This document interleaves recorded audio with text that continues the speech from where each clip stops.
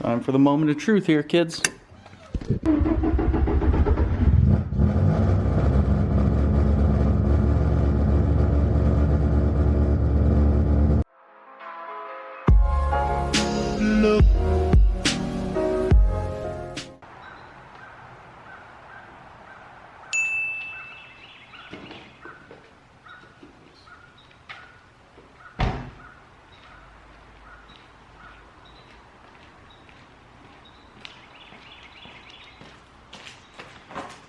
Today we're going to make the FC work. Alright kids, today the FC is going to work. Probably. So we have a box of some parts we need to throw on, and let's get the hood off and we'll go through the box.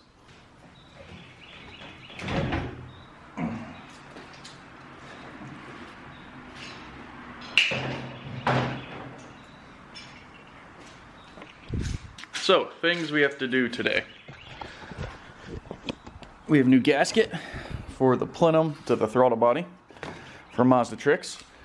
We have our throttle body that I need to install some stuff on and wipe down because it's been soaking in PB Blaster. And we have some new plates from JDL that I need to put on for the intake. So, let's just get started. So going back to, we think we figured out why this thing was idling so high. I ended up leaving the Thermowax on, which chilled right around this area, and that's not good. So it was basically had no coolant running through it, so it always thought it was cold, which is holding the cam open, which is making idle high. That's what we think. So we pulled that off, and now we're going to test it and see what happens. But we need to wipe down the throttle body, need to put on some bolts for our throttle cable bracket, and we'll go to town, see what's up. Some quality Mazda OEM parts. This is our throttle body plenum gasket deal. So we just got our gasket changed out, hardware. I'm switching like stainless steel hardware and everything. Need to get rid of those. Need to do some new hardware here, but should be able to start this and see what happens. Please work. Time for the moment of truth here, kids.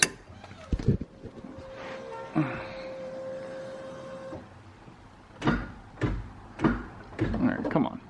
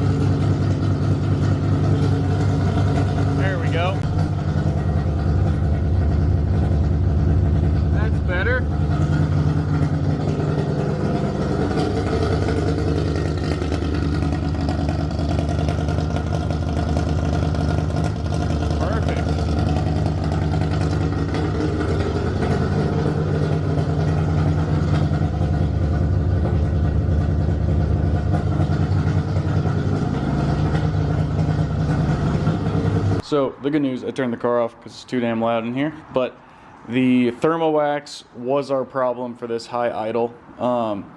Basically we had no coolant running through it, so it was always stuck open, which always had the cam a little bit open. It was waiting to warm up, and we didn't run coolant lines to it, so it would never warm up.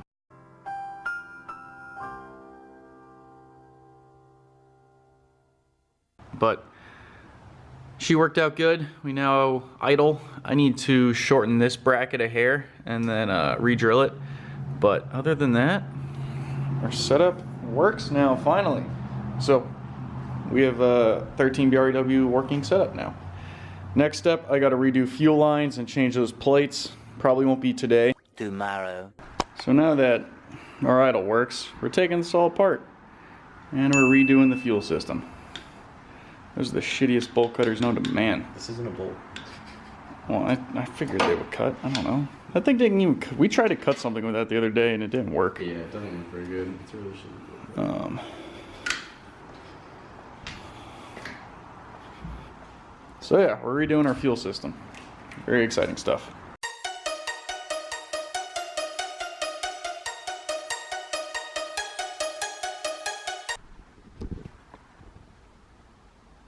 Alright, so we've got this piece right here, and I don't want to have to worry about, geez, this thing does not focus. There we go. So we got this piece right here, and I don't want to have to worry about this hole being too big for the bolt holes that are on the back of the intake plates. So I'm going to snip it off right here and then bend it right here so we can locate the fuel rail or fuel line that's going to go down to the fuel rails. So real quick, I'm going to cut this, bend it, and then fit it up. So this one's all cut up and bent. It's going to fit right up against the intake plates right here. That's why I cut off that little tab so I didn't have to worry about that hole being too big for these two bolts. So that's going to sit there. Fuel line's going to sit on top of this, and we're going to have one of those, I think we threw it away, but one of those little hose clamp things that attach it to the body like this, and we're going to just sit one of those and clamp it down on top of this piece. Hey kids. We didn't film making fuel lines because making fuel lines is very boring, but we'll show you the setup. So we have our inlet fuel line coming up from the stock location. We moved our Y block to the manifold. We just built a little bracket and then bolted it onto one of the block off plates using the same bolts. And then we split, go to our secondary rail, and we go down to our primary rail. And now we just had to make a plate to basically put the reg right here. And then we'll be done. So that's tomorrow's project, is figure out how to place the reg and what bracket to make and whatnot. But you know, the disgusting fuel lines are over there anymore, so I'm excited. Any last words? It's almost time. It's almost turbo time. It's almost turbo time, that's true. I need a turbo. Alright guys, it is time to finish this whole fuel project. So today we are going to turn this angle iron or angle aluminum into a mount for the fuel pressure reg. So we have a couple ideas. One of them is to use that hole and that hole. The other one is to use that hole and that hole.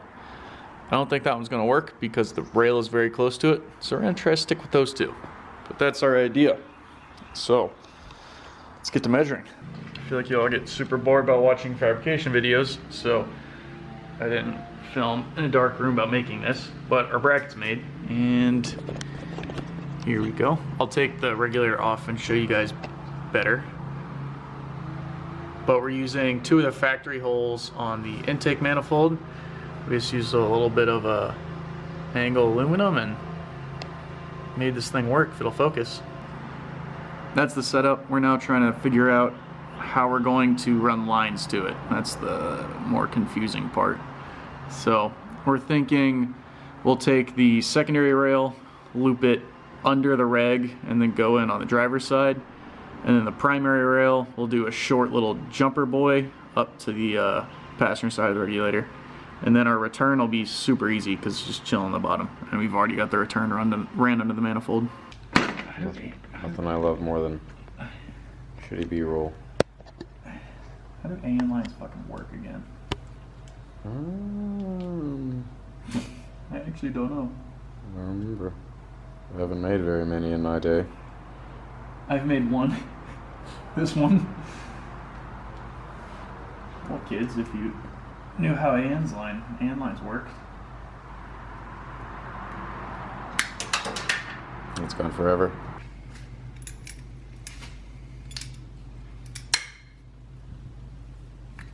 There we go. Oh, that's pretty simple.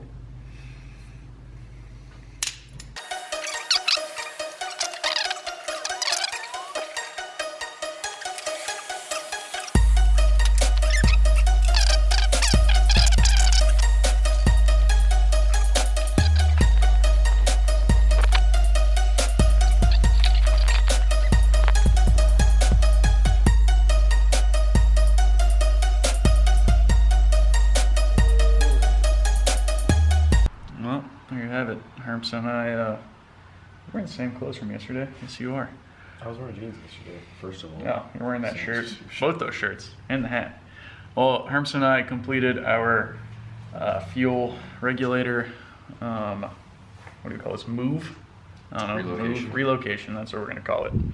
So, we have our lines all kind of done up and nice, and our return is the only nice looking line there, but I'll take it. So, I gotta pull the reg back off, get some new hardware for the bracket, and then polish the bracket up a little bit.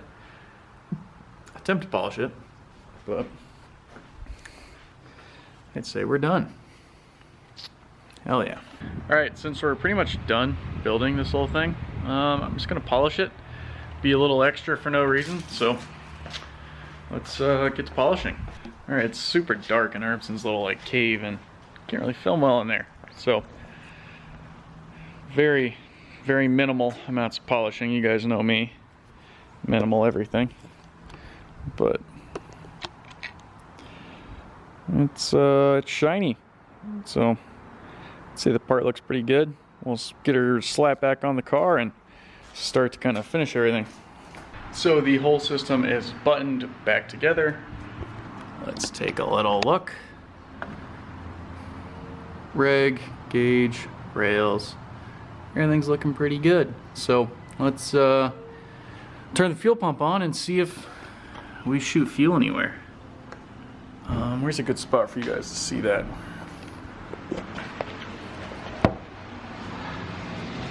That'll work.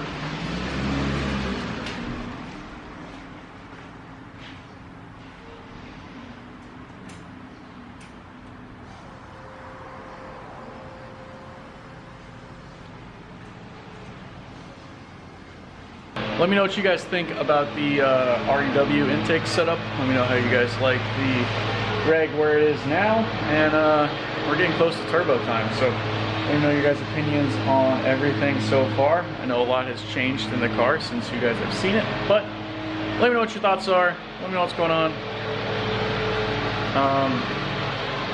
Yeah, I guess that's about it. Well guys, I guess that's it for the video today. I need to get editing because you guys really need a video.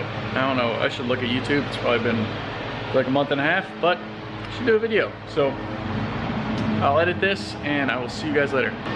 Bye y'all.